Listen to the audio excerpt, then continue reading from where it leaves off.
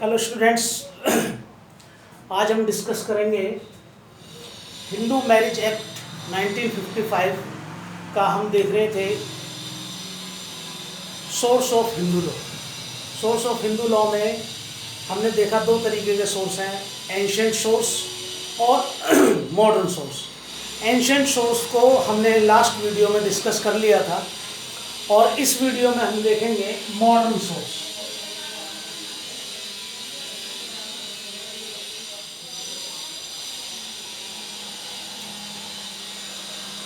Modern source, ठीक है, जो हमारा हिंदू लॉ है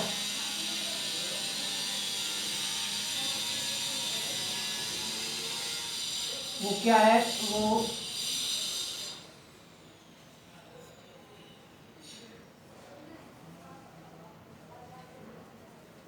ग्रेटली इन्फ्लुएंस्ड है किससे? ब्रिटिश लॉ से।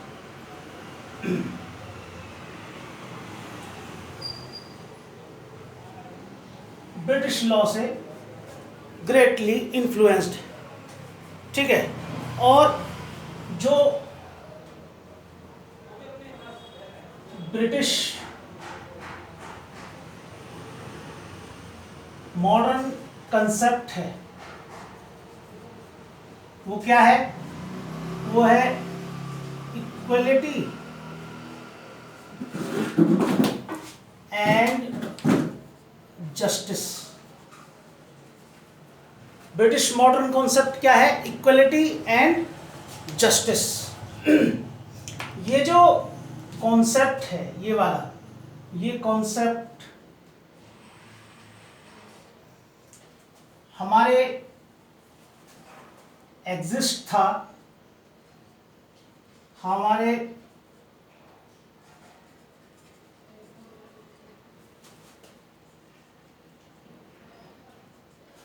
धर्मशास्त्रों में भी ये एग्जिस्ट था, ठीक है। इसमें हम देख लेते हैं जो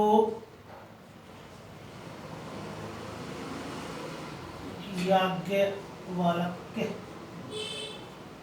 और गौतम,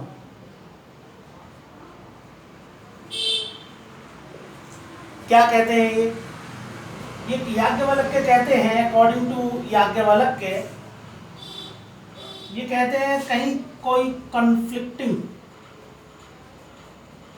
कन्फ्लिक्टिंग रूल है, ठीक है। कोई ऐसा रूल आ गया है जो कन्फ्लिक्ट है, विरोधाभास है, तो ये कहता है कि डिसीजन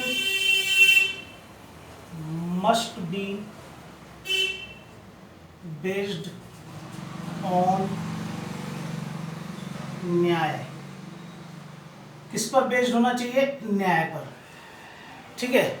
न्याय से मतलब इक्वलिटी एंड जस्टिस, ठीक है।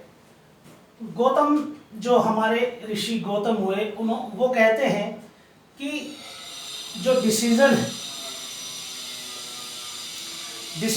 ऐसा दिया जाना चाहिए कि वो ये डिसीजन कैसा हो? एक्सेप्टेबल हो, एट लीस्ट 10 पीपल, कि कम से कम 10 लोगों के द्वारा वो एक्सेप्टेबल हो, ऐसा डिसीजन होना चाहिए। ये नहीं कि एक तरफा डिसीजन दे दिया, नहीं, ठीक है। और 10 लोगों के द्वारा, और ये 10 लोग कैसे होने चाहिए? इनको नॉलेज होनी चाहिए किसकी? शास्त्रों की।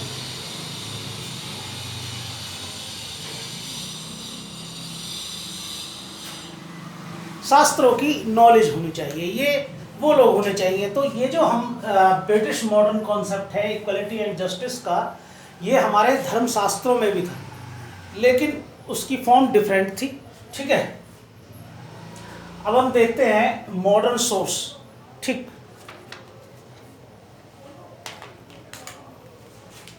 मॉडर्न सोर्स में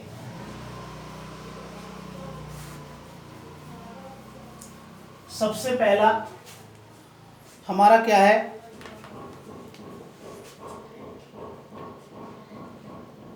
equity, justice and good conscience.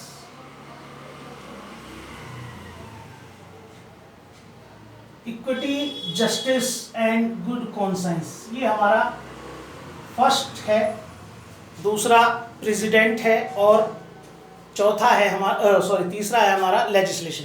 तो पहला जो मॉडर्न सोर्स है equity, justice and good conscience, इसको देखते हैं। तो यहाँ पर इक्विटी मीन्स क्या है? Equity means fairness in dealing. Equity means fairness in dealing, यानी कि डीलिंग में कैसी फेयरनेस होनी चाहिए, निष्पक्षता होनी चाहिए, ठीक है। और जो हमारा मॉडर्न जुडिशियल सिस्टम है,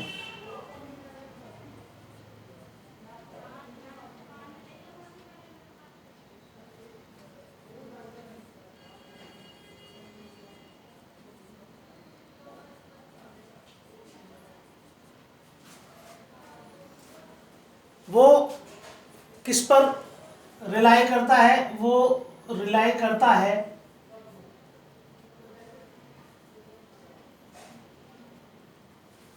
इम्पार्शियल, निष्पक्षता पर भरोसा करता है, इम्पार्शियल होना चाहिए, ठीक है। और ये कहता भी है कि जो ट्रू जस्टिस है, ठीक है, वो कैसे डिलीवर किया जा सकता है? वो डिलीवर किया जा सकता है through equity and good conscience, ठीक है। जो ट्रू जस्टिस है, ट्रू जस्टिस कैसे डिलीवर किया जा सकता है? Through equity and good conscience के। और अगर कोई ऐसी सिचुएशन है, ठीक है, कैसी सिचुएशन है कि नो रूल इज गिवन, कोई रूल नहीं दिया हुआ है किसी विषय पर, तो जो सेंस ऑफ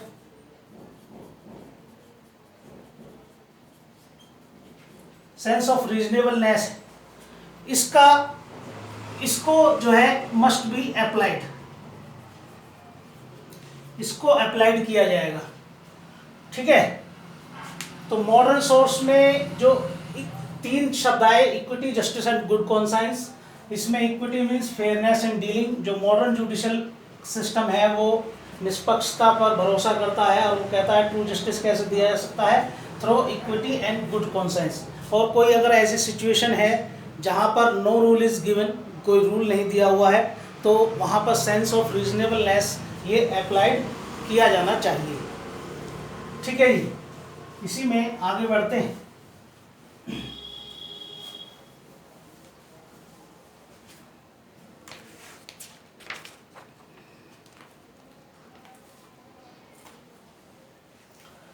जो equity, justice and good conscience हैं, ठीक है, ये एस्टैब्लिश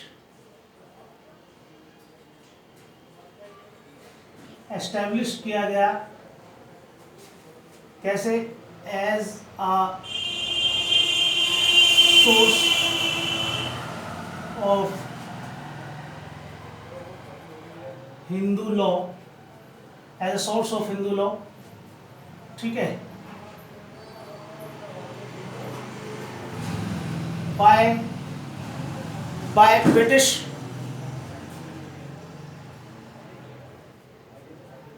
ब्रिटिश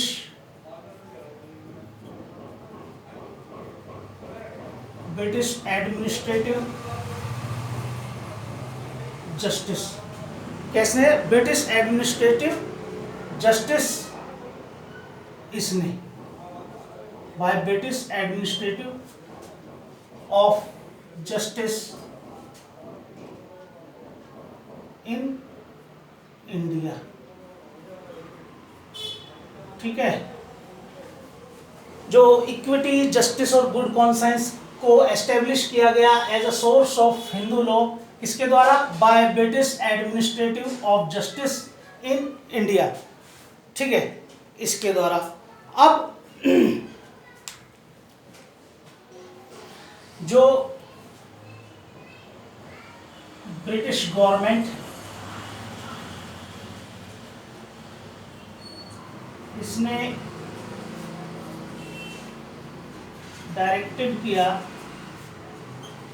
हाई कोर्ट को, क्या कि जो हाई कोर्ट अपने डिसीजन देगी वो कैसे दे? According to equity, justice and good conscience, ऐसे दे। ठीक है, कहा? जहां जो लॉ है, लॉ कैसा है? साइलेंट। जहां पर लॉ साइलेंट है वो हाई कोर्ट, ब्रिटिश गवर्नमेंट ने हाई कोर्ट को ये डायरेक्शन दिए, निर्देश दिए कि वो अपना डिसीजन कैसे दे? इक्विटी, जस्टिस और गुड कॉन्साइंस पर बेस करे, जहां पर भी लॉ क्या है? साइलेंट है। ठीक है,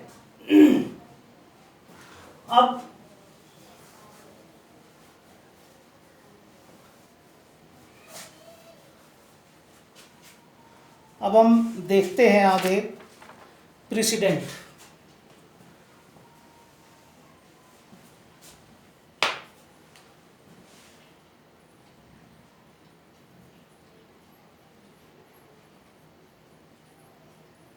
प्रेसिडेंट पूर्व निर्णय। ठीक है, जो हमारा एंशिएंट टाइम था, ठीक है, वहां पर जो भी जुडिशियल डिसीजन होते थे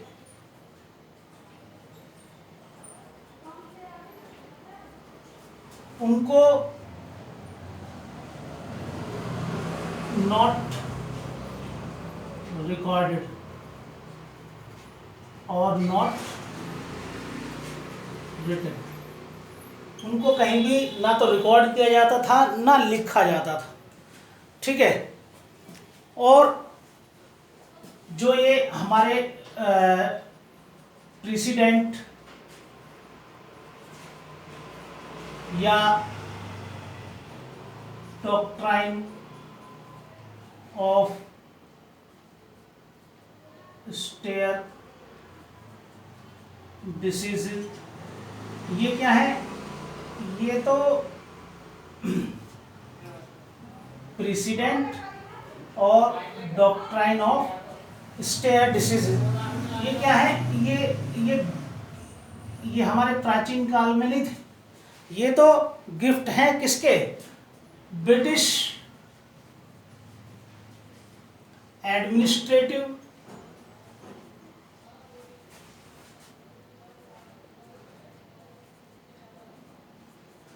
of justice in India. India में किसके? ब्रिटिश एडमिनिस्ट्रेटिव ऑफ जस्टिस, इसके ये गिफ्ट। ठीक है, तो डॉक्ट्राइन ऑफ स्टेयर डिसीजेस, पहले प्रेसिडेंट देख लेते हैं। प्रेसिडेंट, ठीक है, ये क्या है? प्रेसिडेंट। प्रेसिडेंट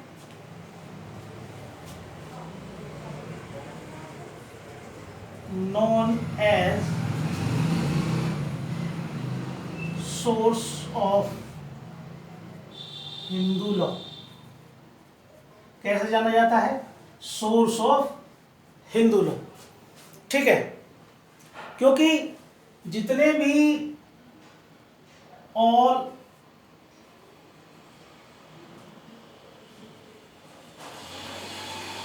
प्रिंसिपल्स हैं एंड रूल्स, जितने भी प्रिंसिपल्स और रूल्स हैं वो क्या है, वो रिकॉर्डेड किए जाते हैं इन केस लॉ, केस लॉज में। ठीक है, पहली बात। दूसरा, इनका जो हमारे लीडिंग डिसीजन है, जो हमारे लीडिंग डिसीजन है, इनका केवल रेफरेंस ही काफ़ी है। ठीक है, इनका ओरिजिनल सोर्स क्या है उसकी हमें ज़रूरत नहीं होती। ठीक है, ये हमने दिखा दिया और हमारा काम हो गया। ठीक है, जनरली जो पुराने लीडिंग के डिसीजंस हैं उनका रेफरेंस वकीलों के द्वारा या एडवोकेट्स के द्वारा जो है दिखाया जाता है, उसमें ओरिजिनल सोर्स नहीं मांगा जाता कहाँ से आए। ठीक, और जितने भी प्रिंसिपल हैं या रूल है, ये क्या है, ये मॉडिफाई किए जाते हैं कैसे, जुडिशियल इंटरप्रिटेशन के द्वारा। जुडिशियल इंटरप्रिटेशन के द्वारा जब कभी भी किसी एक्ट, जो कोई एक्ट है, ठीक है, या कोई रूल है, ठीक, उस पर कोई पिटीशन डली कि भाई ये इनवैलिड होना चाहिए उसकी नज़रों में, या उस पर कोई डिसीजन नहीं है, तो कोर्ट क्या है, जुडिशियल इंटरप्रिटेशन के द्वारा उनको मॉडिफाई कर सकती हैं, या तो उनको वैलिड कर देंगी जैसे वो है बिल्कुल ठीक है, या उनमें कोई चेंज कर सकती हैं, या उनको अनकॉन्स्टिट्यूशनल भी डिक्लेयर कर सकती हैं। तो ये क्या है, ये एक तरीके से Hindu known as source of Hindu law का सोर्स के रूप में माना जाता है। जबकि ये कहा जाता है कि इस तरीके से ये क्या है, एक बिग कंसर्न है।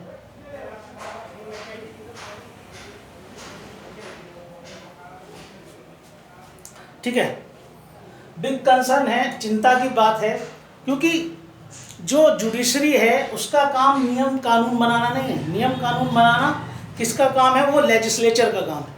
ठीक है, तो लॉ मेकिंग करना उसका काम नहीं है, जबकि ये जुडिशियल इंटरप्रिटेशन के द्वारा लॉ मेकिंग करती है। ठीक, और इसी में आ जाता है एक doctrine of stare decisis. Doctrine of stare decisis ये क्या है,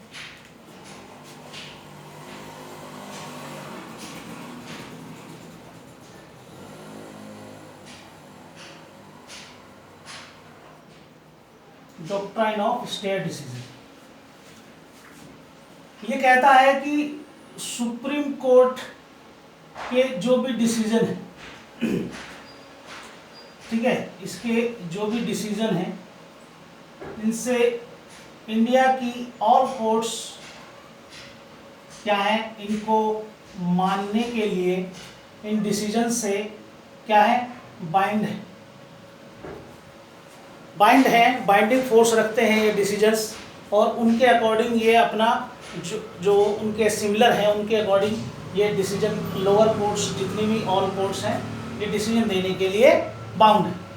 इवन तो जो सुप्रीम कोर्ट है, ठीक है, सुप्रीम कोर्ट खुद अपने ही डिसीजन से बाउंड नहीं होती। इसी तरीके से जो हाई कोर्ट्स हैं, तो हाई कोर्ट्स के जितनी भी सबऑर्डिनेट कोर्ट, वो उसके डिसीजन को मानने के लिए क्या है, बाइंड है। ठीक है, ये इसके डिसीजन को मानने के लिए बाउंड होंगे। इवन दो हाई कोर्ट अपने डिसीजन से बाउंड नहीं है, और दूसरा अदर हाई कोर्ट वो भी उस हाई कोर्ट के डिसीजन को मानने के लिए बाउंड नहीं। ये क्या है? ये डॉक्ट्राइन ऑफ स्टेयर डिसीजन। ठीक है, अब हम अपना थर्ड सोर्स लेजिस्लेशन, ठीक है, लेजिस्लेशन को देखते हैं।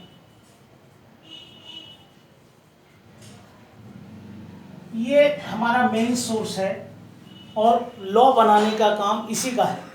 जितने भी हम अपने नुमाइंदे भेजते हैं पार्लियामेंट में, उनका काम यही है कि वो उस जनता के लिए जिसने उनको चुन करके भेजा है उनके लिए अच्छे से अच्छा नियम कानून बनाए, जिससे कि वो आसानी से अपना जीवन व्यतीत कर सके। तो लेजिस्लेशन का काम है लॉ बनाने का।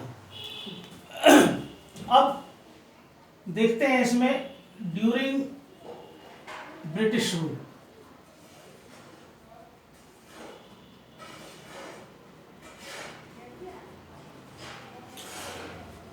ड्यूरिंग ब्रिटिश रूल, ब्रिटिश शासन के दौरान क्या था?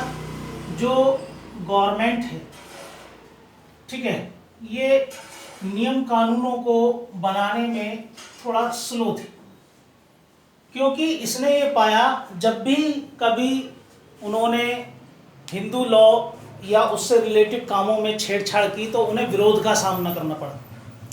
जैसे सती प्रथा को उन्होंने रोक लगाया, उसमें भी उनको विरोध का सामना करना पड़ा। जो ऑर्थोडॉक्स टाइप के हिंदू थे उन्होंने उनका विरोध किया। या जो तिलक लगाने की परंपरा थी, जब सेना में उन्होंने उसको बंद किया तो उसमें भी उनको विरोध का सामना करना पड़ा। तो इसलिए ये ज़्यादा छेड़छाड़ हिंदू लॉ में करना नहीं चाहते थे, तो गवर्नमेंट की जो गति थी वो थोड़ा स्लो थी। फिर भी 1850 में कास्ट डिसेबिलिटी रिमूवल एक्ट ये पास किया गया 1950 में, और Hindu code bill, Hindu code bill लाया गया। ठीक है, हिंदू कोड बिल लेकर के आए, लेकिन जो इंटरिम पार्लियामेंट थी, इंटरिम